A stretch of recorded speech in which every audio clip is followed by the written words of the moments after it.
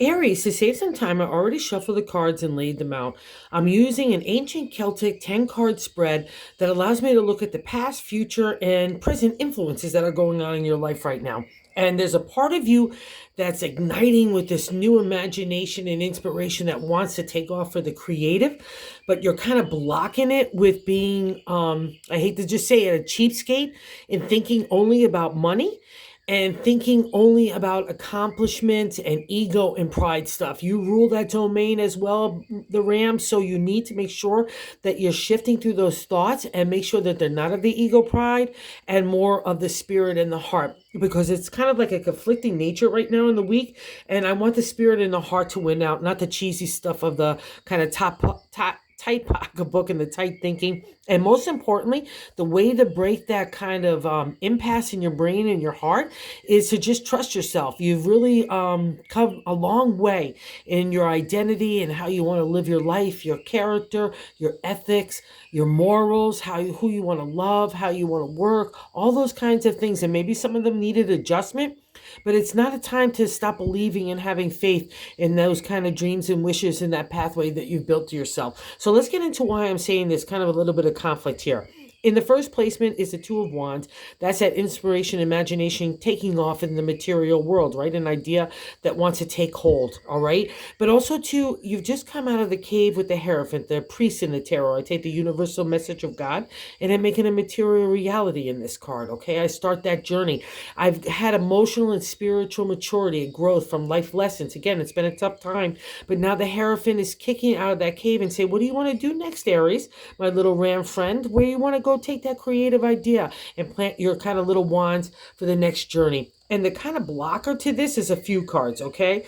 The Three of Swords is here in that second placement, which is not allowing this card to really manifest in its fullness, all right? And the Three of Swords is a celebratory state in the journey of the thoughts, right? But to the ancient tarot, it was about our identity.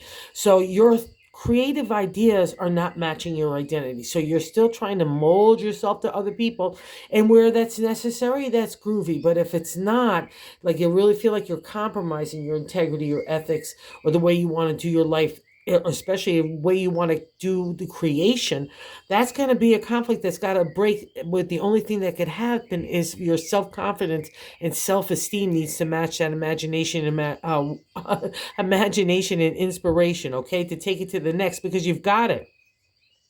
Because the Three of Swords is breaking that patriarch, that authority figure to the ancient tarot, family, community. Everyone's got an opinion about how you should do your stuff, and you're trying to break it and maybe starting in new ways because it hasn't broken completely. You want to kind of do new things, or you're kind of adjusting yourself to other people's point of view. And you really need to look at this to see what makes you happy and don't.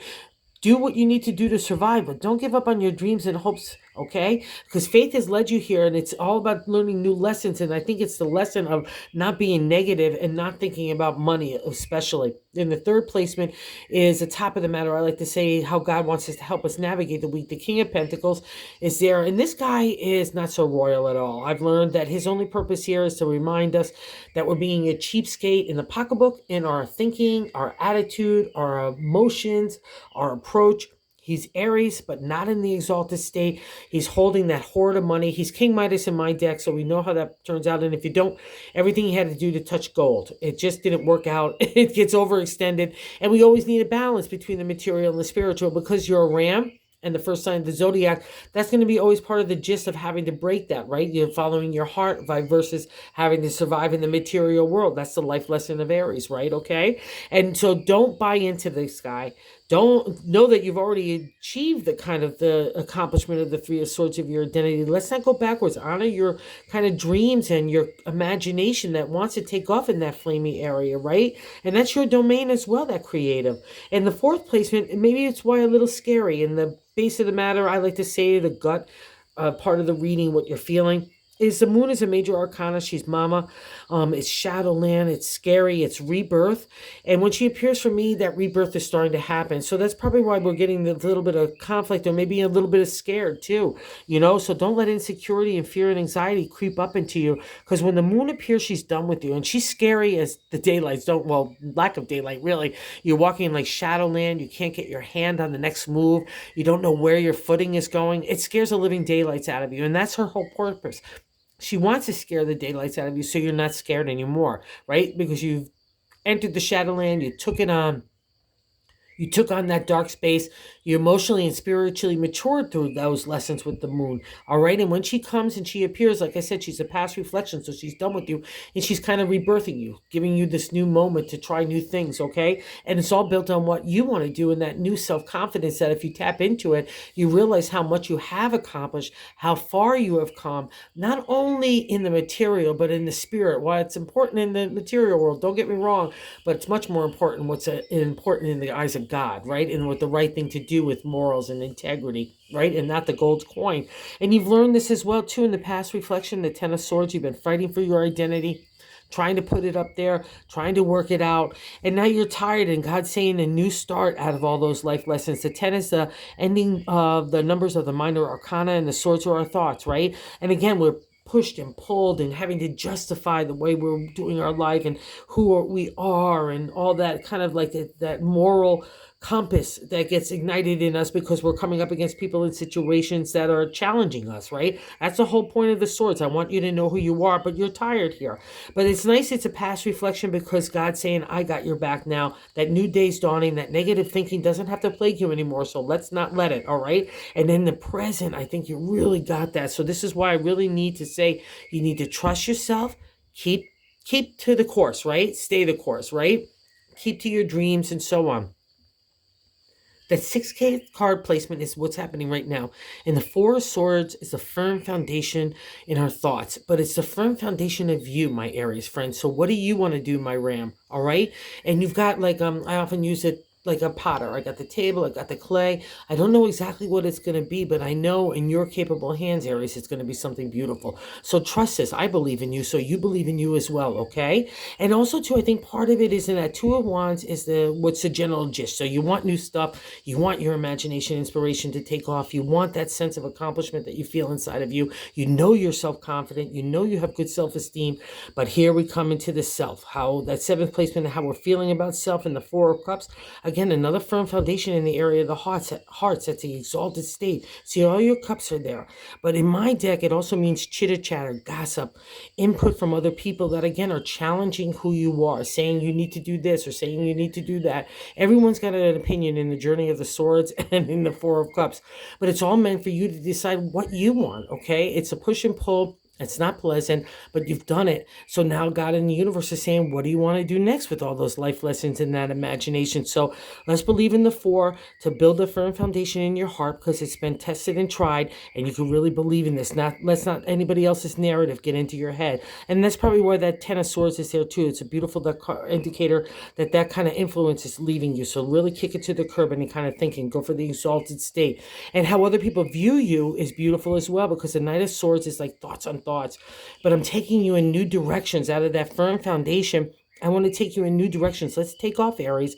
And you like it when you're on the move. You like it when you're grooving out. Okay? So trust this. And this is how other people look at you, as someone that could take ideas and thoughts and identity and standards, right? And apply them and go with the flow and moving on. So that's a really fab card. So vibe into that energy because it's you. Okay? And in our hopes and fears, in the ninth placement is the Five of Swords. Five is good luck in the area of tarot numerology. But in tarot, there's always something to get over to get to the good luck. And here, out of the four, like I said, that identity, God comes back and says, oh, I'm sorry, Aries, I had to mess with you, but I had to mess with you, or else you never would have known yourself. You never would have built up that self-confidence. It's not the easy stuff that builds that up, or that self-esteem, or even self-love, right? So the five, go get the good luck. Believe in the hope of it, not in the fear, because the fear is just a lingering stuff of you having to push that. And it's just coming up again like a bad fog to ruin the good vibe of the Two of Wands. Okay, so let's not have it. Let's just build up on that good love of the energy that's there available for you, and trust yourself. That's the message of the Five of Swords.